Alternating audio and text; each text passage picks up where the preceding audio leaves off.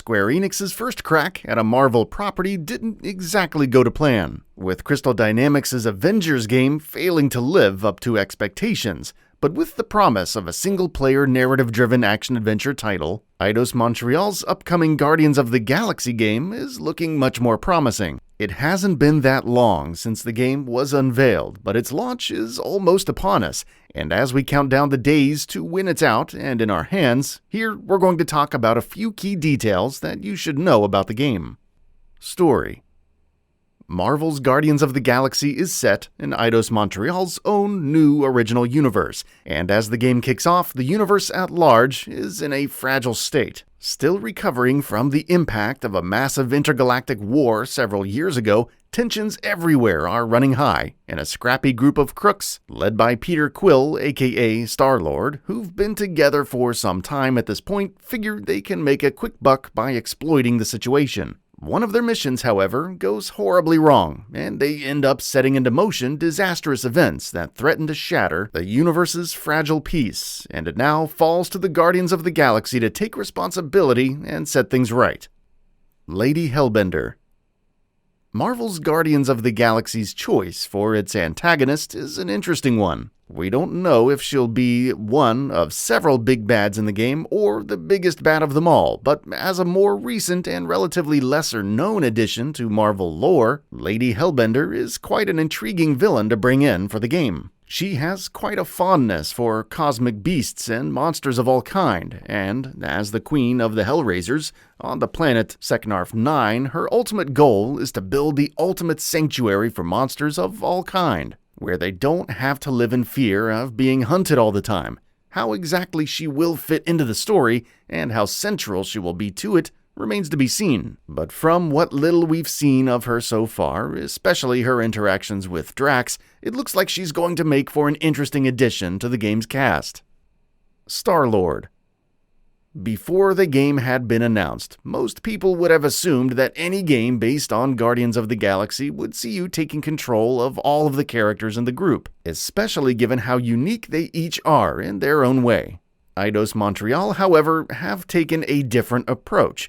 You will only play as Star-Lord, but the focus here is very much on being the leader's group, which will manifest in the actual gameplay as well. Though you will directly control only Quill, you'll also be responsible for guiding your ragtag group of not-so-heroic crooks in everything from combat to narrative decisions. Speaking of which, combat.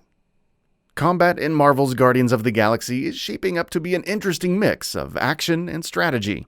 As Star-Lord, you will be doing a lot of running and sliding and shooting and using his jet boots, but making use of your teammates' abilities will also be a crucial component of the core loop. Each Guardian will have their own unique strengths, from Rocket's love of firearms and explosives to Gamora's quick and lethal melee strikes to Groot's ability to heal his teammates, and it will be up to the player to use these abilities by doling out commands during combat. Mixing and matching different abilities to pull off chains and combos is going to be key, and elemental damage and exploiting enemy weaknesses will also need to be central to your strategy if you want to do well in firefights. The HUDDLE. It looks like working together as a team is something that's going to be a central theme in Marvel's Guardians of the Galaxy, and that's as true for gameplay as it is for story. In combat encounters, for instance, once a certain gauge has been filled up, you'll be able to initiate something called the HUDDLE, which will see all Guardians coming together in a huddle in the middle of combat. The Guardians will talk about how the fight is going, and depending on how they're feeling, you'll be tasked with making a dialogue choice.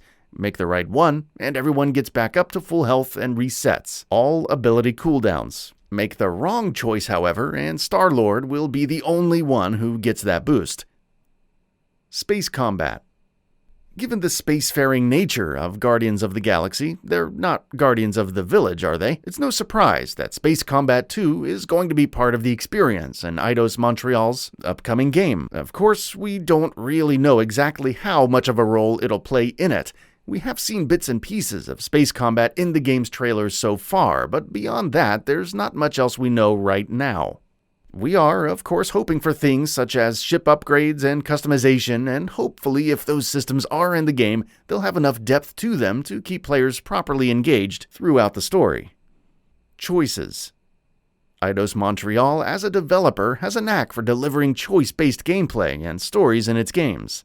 Now, Marvel's Guardians of the Galaxy and Deus Ex are obviously two very different beasts, and the choices in the former aren't going to be even remotely similar to the latter, but there will be choices. As Star-Lord, you'll be making dialogue and story choices throughout the story that will alter the course of certain moments, influence his relationships with his teammates, and more. The developers have been vague in their answers to questions about exactly how much these choices will impact the story, so here's hoping there's actual weight to the decisions you make. They have said that Guardians of the Galaxy has twice as much dialogue as a Deus Ex game, so there's that. Storage requirements.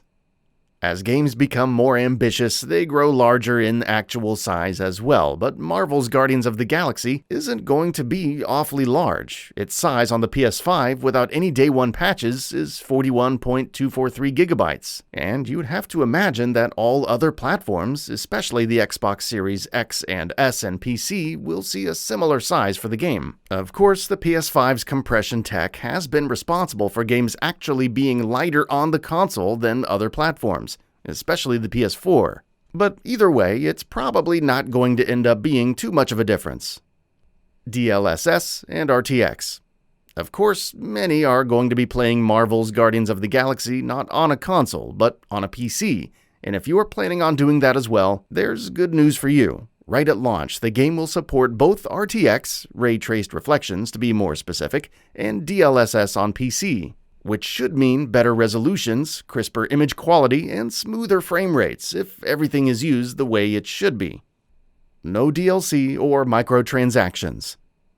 Being a single-player only game is one of Marvel's Guardians of the Galaxy's biggest hooks, and since the moment it was announced, the developers at Eidos Montreal have emphasized several times that this is not going to be a live service title, a la Avengers. There are no plans for DLC or expansions, and the game's confirmed to not have any microtransactions, which means that any and all skins or cosmetics in the game will be unlockable through gameplay. Of course, plans can always change with games following release, and often do, especially if they turn out to be really successful. But at least, right now, Eidos Montreal's sticking to the no DLC and microtransactions statement pretty firmly.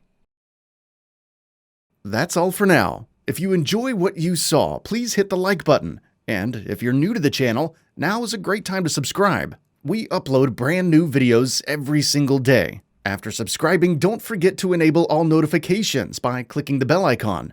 Thanks for watching this video, and we'll see you next time, right here on GamingBolt.